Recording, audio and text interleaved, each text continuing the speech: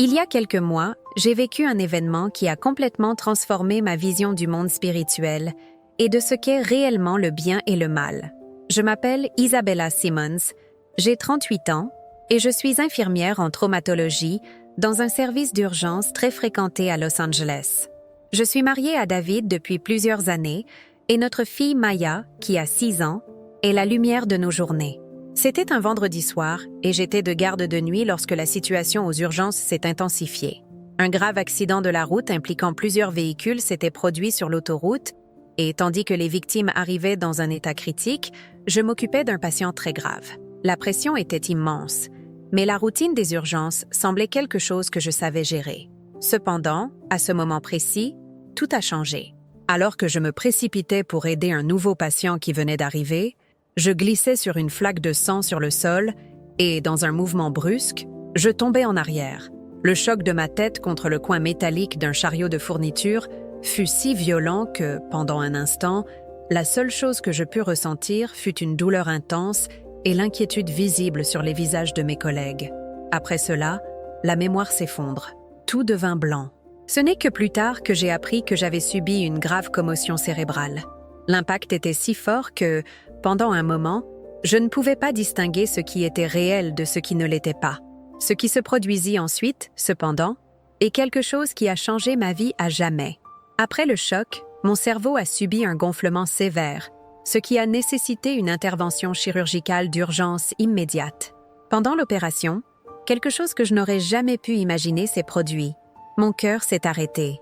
Pendant presque 1 minute, les médecins n'ont pas pu redémarrer mon pouls. Et c'est durant cet intervalle, entre la vie et la mort, que j'ai vécu une expérience qui a tout changé. Quelque chose de si profond que, même si j'essaie, il est difficile de trouver des mots qui rendent justice à tout ce qui s'est passé. La première sensation dont je me souviens fut une paix indescriptible. La douleur et le tumulte de la salle d'urgence avaient complètement disparu, comme si elles n'avaient jamais existé. Je ne ressentais plus le poids de mon corps, ni le froid de la pièce. J'avais l'impression de flotter, légère et sereine. L'endroit autour de moi était d'une beauté et d'une lumière que ma compréhension humaine ne pouvait pas traiter. Une lumière brillante, plus intense que le soleil, mais sans être éblouissante ou douloureuse. Au lieu de me rendre aveugle, elle m'enveloppait, me réchauffant de l'intérieur. Je me suis sentie attirée par cette lumière, comme si j'étais appelée vers quelque chose de grandiose. Et c'est alors qu'au centre de cette lumière, une silhouette apparut, marchant vers moi. À mesure qu'elle s'approchait, je n'eus aucun doute sur son identité. C'était Jésus. Je sais que cela peut sembler incroyable, mais au fond de mon âme, je savais que c'était lui. Sa présence rayonnait d'un amour et d'une sagesse si profonds qu'il est impossible de les décrire adéquatement avec des mots. Il s'approcha, me regarda dans les yeux et, avec un sourire doux, me dit « Tu es arrivé plus tôt que prévu, mais il y a quelque chose d'important que je dois te montrer avant que tu repartes. » J'étais sans voix, incapable de comprendre ce qui se passait, mais mon esprit réussit à formuler une question. « Tu ne vas pas rester ici ?» Avec un sourire bienveillant, il répondit « Pas encore, Isabella. Ton travail sur Terre n'est pas terminé. Mais ce que je suis sur le point de te montrer t'aidera à comprendre la véritable nature de la bataille dans laquelle tu es impliquée. » Jésus m'expliqua que cela était une visite brève, quelque chose que je devais voir avant de revenir. Puis, soudainement, la scène autour de nous se transforma.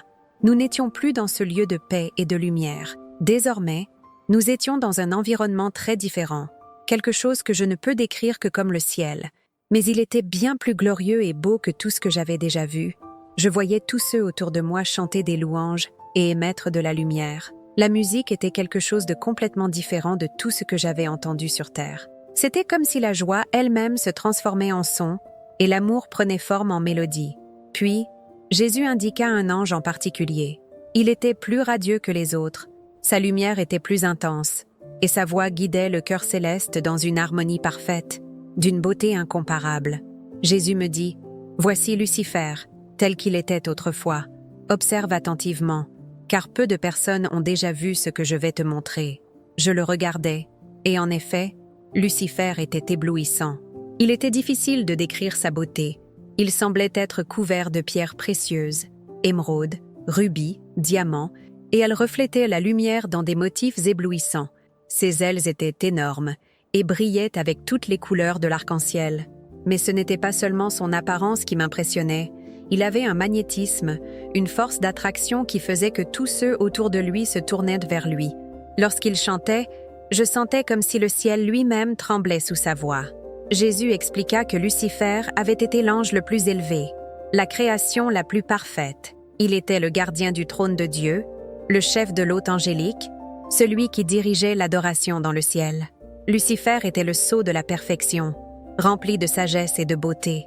Il était difficile d'imaginer qu'une telle pureté puisse chuter. Voir sa transformation fut douloureux pour moi. Le changement commença de manière subtile. Je vis Lucifer, admirant son propre reflet sur les rues dorées du ciel, se regardant avec une intensité croissante. Jésus me demanda d'observer, car à ce moment-là, je voyais la naissance de l'orgueil. Lucifer commença à se comparer aux autres anges. À chaque comparaison, son visage se déformait un peu plus. C'est alors que Jésus m'expliqua que l'orgueil commençait à s'enraciner dans son cœur. Il avait oublié que sa beauté et ses talents étaient des dons de Dieu. Je pouvais voir ses pensées. Pourquoi devrais-je m'incliner devant quelqu'un? Je suis le plus beau et le plus talentueux. Je devrais être adoré. Je devrais être obéi. Jésus me dit que l'orgueil est la source de tout péché. C'est ce qui transforme l'amour pour les autres en amour de soi. L'orgueil engendre l'idée de droit, de domination, de possession. Et alors, je commençais à voir Lucifer tenter d'attirer l'attention des autres anges. Il rendait ses chansons plus élaborées, ses mouvements plus complexes, comme s'il se produisait devant un public, au lieu de mener l'adoration. Il commença aussi à chuchoter à l'oreille d'autres anges. Jésus m'expliqua, « Lucifer sème des doutes. Il suggère que Dieu leur cache quelque chose, qu'ils méritent plus que ce qu'ils reçoivent. Il dit, « Ne pensez-vous pas que nous méritons plus? Nous sommes si puissants et beaux. Pourquoi devrions-nous adorer Dieu? Pourquoi ne pouvons-nous pas être des dieux? » Je vis comment ces paroles commencèrent à semer la confusion parmi les anges. Certains résistaient, mais beaucoup furent séduits par sa vision d'égalité avec Dieu. Jésus m'expliqua que le libre arbitre est une épée à double tranchant. Il peut nous mener à l'amour et à la dévotion, mais aussi au rejet et à la rébellion. Il fut terrifiant de voir comment Lucifer utilisait son charisme pour retourner d'autres contre Dieu. Ces questions semblaient innocentes au début, mais l'intention derrière était insidieuse. Il demandait « Avez-vous déjà réfléchi à pourquoi Dieu garde pour lui-même l'arbre de la connaissance? Ne pensons-nous pas que nous méritons aussi cette connaissance? Pourquoi devons-nous nous incliner devant les humains? Ne sommes-nous pas supérieurs à eux ?» Une des parties les plus douloureuses de cette vision fut de voir à quel point Dieu était triste. Jésus me dit « Le cœur de notre Père est brisé. Il aime Lucifer et tous les anges tant. Mais l'amour nécessite le libre arbitre. Chacun, même au ciel, a le choix d'aimer et d'obéir à Dieu ou non. » Je vis Dieu tendre la main à plusieurs reprises vers Lucifer, lui offrant des occasions de changer d'avis. Mais l'orgueil de Lucifer l'empêcha d'accepter ces opportunités. Finalement, Lucifer rassembla ses partisans. Environ un tiers des anges se laissèrent entraîner par ses paroles et le rejoignirent. Il s'éleva devant le trône de Dieu et dit « Je monterai au-dessus des nuées. Je serai comme le Très-Haut. » Lorsqu'il prononça ces mots, un grand changement se produisit. La lumière qui émanait de Lucifer commença à disparaître, et je vis les ténèbres envahir son être. C'est alors qu'une lumière éclatante apparut soudainement. L'archange Michel apparut, accompagné d'un groupe d'anges fidèles. Jésus m'expliqua qu'une grande guerre venait d'éclater dans le ciel, mais cette bataille était différente de tout ce que j'avais pu imaginer. Il n'y avait pas d'armes physiques, seulement des éclats de lumière s'affrontant contre les ténèbres. Les anges loyaux, dirigés par Michel, repoussaient Lucifer et ses partisans. Mais ce qui brisa réellement mon cœur fut de voir comment Lucifer et les anges rebelles commencèrent à se transformer pendant le conflit. Tandis qu'ils luttaient contre la volonté de Dieu, leurs formes commencèrent à se déformer et à se corrompre. La lumière qui était autrefois éblouissante en eux était maintenant dévorée par les ténèbres. La bataille s'intensifia jusqu'à ce que Lucifer et ses partisans soient forcés jusqu'au bord du ciel. Et alors, en un instant que je n'oublierai jamais, ils furent expulsés. Je vis Lucifer tomber comme une étoile projetée hors du ciel. À ce moment-là, Jésus me montra quelque chose de profond. Dieu, en créant le libre arbitre, désirait une relation réelle avec sa création. Il donna à tous, même aux anges, la véritable chance de choisir le mal. car c'était le prix de la liberté que le libre arbitre offre. Jésus expliqua que Dieu savait exactement le coût de ce cadeau lorsqu'il le donna. Il savait que cela causerait une douleur inimaginable, jusqu'à la mort de son propre Fils. Mais il savait aussi que l'amour véritable qui découlerait du libre arbitre vaudrait toute la souffrance. C'était une des parties les plus surréalistes de ma vision. Jésus m'apprit que le plan de Dieu était bien plus vaste et merveilleux que de simplement vaincre le mal. Il permit que la rébellion se produise parce qu'il avait un plan pour apporter quelque chose d'encore plus grand et de plus beau à travers elle. J'ai vu comment ce plan se déroulait à travers l'histoire, comment Dieu travaillait pour changer la nature même de la création. La bataille contre le mal n'était pas seulement destinée à vaincre Satan. L'objectif final était de faire émerger des êtres qui, en affrontant le mal, choisiraient le bien.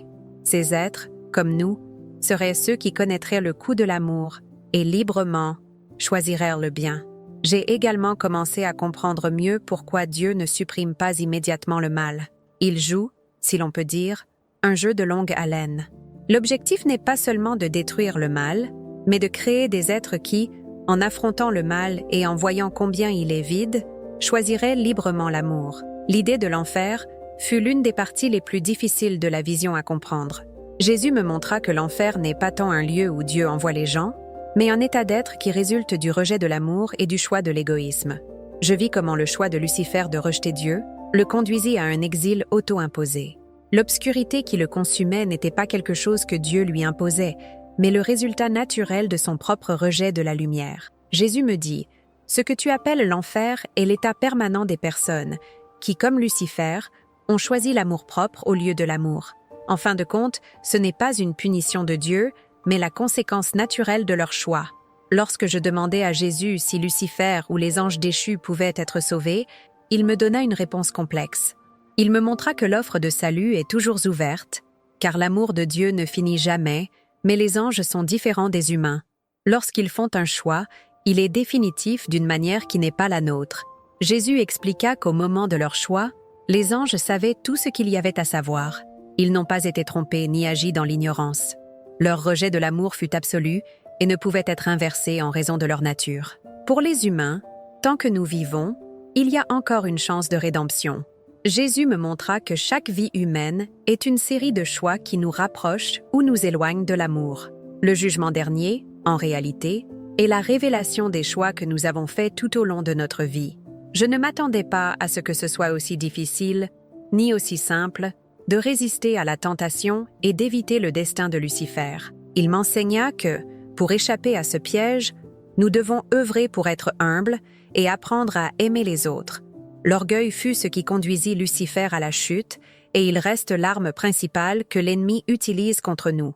Être véritablement humble, dit Jésus, ne signifie pas penser moins de soi, mais reconnaître notre dépendance envers Dieu et notre connexion avec les autres.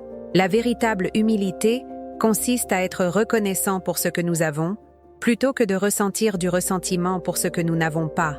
L'amour, quant à lui, nous rend moins égocentriques, car nous nous concentrons sur l'amour de Dieu et des autres. Jésus me montra que même les plus petits actes d'amour peuvent renforcer notre relation avec Dieu et affaiblir le pouvoir des ténèbres dans nos vies. Puis, il me dit qu'il était temps pour moi de retourner. Je sentais que j'avais appris des leçons immenses, mais je savais que le chemin de la transformation et de l'amour que j'avais expérimenté ne faisait que commencer. Ce que j'avais vu et appris devait être partagé, afin que d'autres puissent aussi trouver le chemin de la lumière et de la rédemption. Jésus me dit de me souvenir de tout ce que j'avais vu et de partager cela avec les autres pour les aider à comprendre le monde spirituel et l'importance d'éviter l'orgueil. Il posa sa main sur mon front et je ressentis une vague immense d'amour et de paix. La prochaine chose que je remarquai fut que j'étais de retour dans mon corps, haletante, tandis que l'équipe chirurgicale travaillait frénétiquement autour de moi. J'ai toujours pensé à moi-même comme étant chrétienne, mais maintenant ma foi est bien plus forte et réelle. Je sais que chaque choix que nous faisons, chaque pensée que nous avons, fait partie d'une réalité spirituelle beaucoup plus grande. Je suis bien plus consciente de mon propre orgueil, surtout lorsque je sens que je suis meilleure que les autres ou que je mérite un traitement spécial. La chute de Lucifer reste gravée dans mon esprit, me rappelant comment l'orgueil a corrompu même l'ange le plus parfait. Mais plus que cela, J'essaie de me concentrer sur le renforcement des connexions d'amour que j'ai vues. J'atteins la main vers les autres pour prier et encourager des actes de bonté, cherchant à tisser ces fils de lumière. Voir la chute de Lucifer m'a aussi aidé à mieux comprendre les méthodes de Satan. Tout comme dans le ciel, il agit avec des mensonges subtils. Il ne semble pas toujours être le méchant. Parfois, il se déguise en quelque chose de bon ou de raisonnable. J'ai vu combien il peut être patient et intelligent. Dans le ciel, il semait des doutes et des insatisfactions lentement, jusqu'à ce que sa beauté angélique s'éteigne et qu'il se transforme en une créature sombre. Jésus me dit, « Tu viens de voir comment le grand dragon, cet ancien serpent appelé diable, a été précipité vers le bas. » Il continua, « Je t'ai montré cela pour plusieurs raisons. D'abord, je veux que tu comprennes la véritable nature du mal. Satan n'est pas né mauvais. Il a choisi de rejeter l'amour et d'embrasser l'orgueil. Ensuite, il ajouta, « Deuxièmement, je veux que tu comprennes le pouvoir du libre arbitre. Même le plus parfait, s'il en a l'occasion, peut faire le mauvais choix. C'est pourquoi la foi, l'humilité et l'amour sont si importants. » Enfin, Jésus me dit, « Je veux que tu vois ce qui se passe quand tu es orgueilleuse. L'orgueil est la racine de tout péché et peut détruire même les choses les plus belles que mon Père a créées. » Alors, il me mena jusqu'à ce qui semblait être le bord du ciel, où je pouvais voir la terre en dessous. Ce qui m'étonna, c'est qu'en regardant, je pus voir des lignes de lumière reliant les gens au ciel et les uns aux autres. Jésus me montra alors comment la chute de Lucifer avait affecté la terre. Je vis l'obscurité se répandre dans le monde, avec de fins tentacules sombres tentant d'attraper les gens. Jésus m'expliqua, « Ce sont les œuvres de l'ennemi. La tentation, le doute et la peur essaient d'éloigner les gens de Dieu et les uns des autres. Mais ensuite, il me montra quelque chose de beau. Des fils de lumière reliant les gens au ciel et les uns aux autres. Ce sont les fils de l'amour, dit-il. Chaque acte de gentillesse, chaque prière, chaque rencontre et culte renforce ces connexions. Ce que je vis était comme une vague d'obscurité se répandant sur la terre, après que Lucifer et ses partisans aient été expulsés du ciel. C'était comme si la rébellion avait permis au mal d'entrer dans le monde réel. Je vis comment l'obscurité s'agrippait aux gens de manière subtile. Un doute ici, une tentation là. Mais je vis aussi comment les choix humains pouvaient affaiblir ou renforcer ces influences sombres. Jésus m'expliqua que cela est l'essence de la guerre spirituelle. Ce n'est pas une grande bataille cosmique, mais les petites décisions que nous prenons chaque jour, nous aligner sur l'amour de Dieu ou céder à l'égoïsme et à l'orgueil. Comment pouvons-nous nous protéger de ces influences? La réponse est plus simple qu'il n'y paraît. La clé est de cultiver l'humilité et l'amour. L'orgueil, qui a causé la chute de Lucifer, est encore la principale arme contre nous. En choisissant l'humilité, en reconnaissant notre dépendance à Dieu et notre connexion aux autres, nous fermons la porte à beaucoup des tactiques de Satan. Choisir activement d'aimer les autres et de faire le bien renforce notre connexion avec Dieu et avec les autres. J'ai vu comment ces actes d'amour créaient des fils de lumière que l'obscurité ne pouvait pénétrer. La prière joue également un rôle crucial. Il ne s'agit pas seulement de demander des choses à Dieu, mais de aligner notre volonté avec la sienne, renforçant ainsi notre relation avec lui. J'ai observé les anges qui étaient restés fidèles, et cela a été véritablement inspirant. Ils étaient immergés dans l'humilité et l'amour, résistant à toutes les tentations et maintenant leur connexion avec Dieu intacte. Ce qui m'a le plus impressionné a été l'inébranlable concentration des anges loyaux sur Dieu, tandis que Lucifer et ses partisans se tournaient de plus en plus vers eux-mêmes. Les anges fidèles sont restés concentrés sur leur véritable but et sur la source de leur beauté, Dieu. Jésus me dit que ces anges étaient des exemples véritables d'humilité, car ils savaient que tous les dons qu'ils avaient reçus de Dieu n'étaient pas quelque chose à vanter. Lorsque Lucifer tenta de les tenter avec des promesses de plus de pouvoir ou de connaissance, ils répondirent avec gratitude pour ce qu'ils avaient déjà. J'ai aussi remarqué que les anges loyaux semblaient avoir une compréhension plus profonde de l'amour. Ils trouvaient de la joie à servir Dieu et les uns les autres, plutôt qu'à rechercher de l'attention ou du statut. Cet amour altruiste les protégeait des tentatives de Lucifer d'attiser l'orgueil et l'intérêt personnel. Jésus me montra comment ces anges interagissent avec notre monde, agissant comme messagers et protecteurs, souvent de façon que nous ne pouvons pas voir. Ils renforçaient constamment les fils de lumière qui relient les gens à Dieu et les uns aux autres. Ce qui m'étonna, c'est combien ils aimèrent les gens. Bien qu'ils soient beaucoup plus forts et intelligents que nous, ils ne nous méprisaient pas et ne pressèrent pas notre croissance spirituelle. Au contraire, ils semblaient apprécier chaque petit pas dans notre processus d'évolution, respectant le rythme de chacun. Jésus me dit que ces anges fidèles comprennent profondément l'importance du libre arbitre et respectent le parcours unique de chaque personne. Ils offrent des conseils, mais ne contrôlent jamais nos choix. Ce fut émouvant de voir cela, car cela me rappela la beauté de la liberté que Dieu nous a donnée.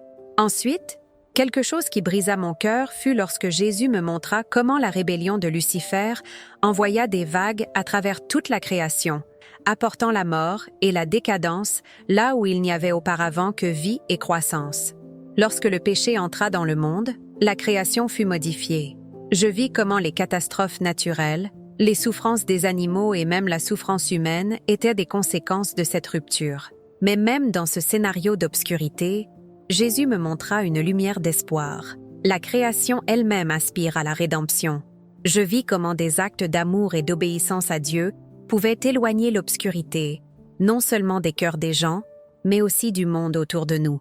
Je compris que, bien que Satan et ses partisans tentent de corrompre la foi et les principes moraux des gens, la chose la plus importante que j'ai apprise est que Satan n'est pas l'exact opposé de Dieu.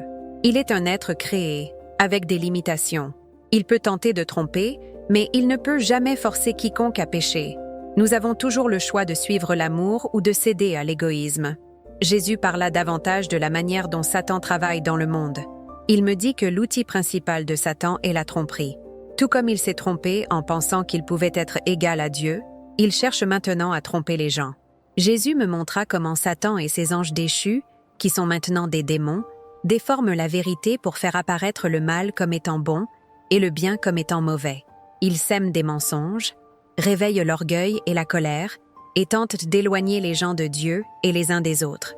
J'ai vu comment, tout au long de l'histoire humaine, l'orgueil, la cupidité et le désir de pouvoir ont conduit à des crimes terribles.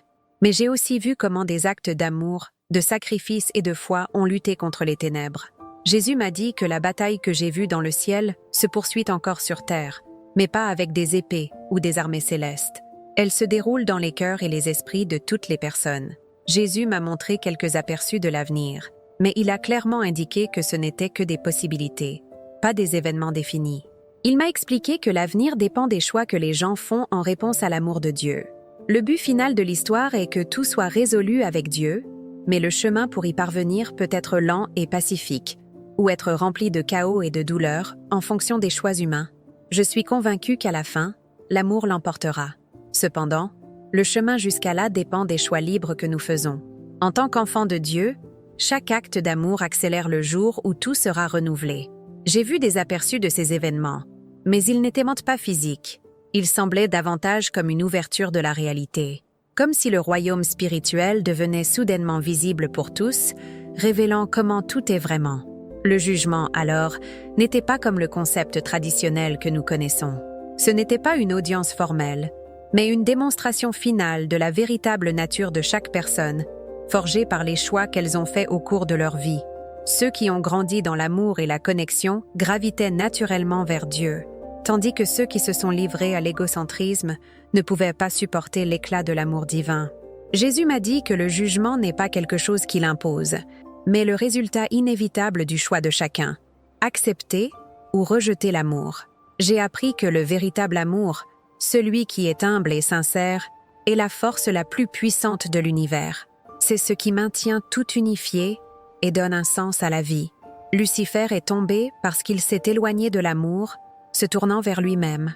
Nous, en revanche, nous nous élevons lorsque nous nous tournons vers l'amour et laissons de côté l'ego. J'ai également compris que chaque choix que nous faisons est important. Nous faisons tous partie d'un drame cosmique bien plus grand que ce que nous pouvons imaginer, mais cela ne signifie pas que nous devons accomplir des exploits pour avoir un impact. De petits choix quotidiens, comme aimer, être gentil et choisir l'humilité au lieu de l'orgueil, sont les moyens par lesquels nous nous alignons sur les plans de Dieu. Enfin, j'ai appris que, aussi sombre que les choses puissent paraître, l'amour l'emportera à la fin. Ce ne sera pas par la force ou la coercition, mais par les choix libres de ceux qui reconnaissent la valeur suprême de l'amour. Chacun de nous peut faire partie de cette victoire, tissant des fils de lumière dans la tapisserie de la création. Aujourd'hui, je t'invite à réfléchir sur les choix que tu fais dans ta vie. Chaque petit acte de bonté, chaque geste d'humilité et d'amour renforce la lumière autour de toi. Es-tu prêt à choisir l'amour, à éloigner l'orgueil et à te connecter au divin en toi et chez les autres? Le monde attend ta contribution, ta lumière. Alors, fais la différence maintenant. Choisis l'amour, choisis l'humilité et permets à chaque jour de devenir une opportunité de transformer le monde. Un acte d'amour à la fois. Joins-toi à ce voyage de lumière et d'espoir. Le chemin est devant toi. Quelle sera ta décision?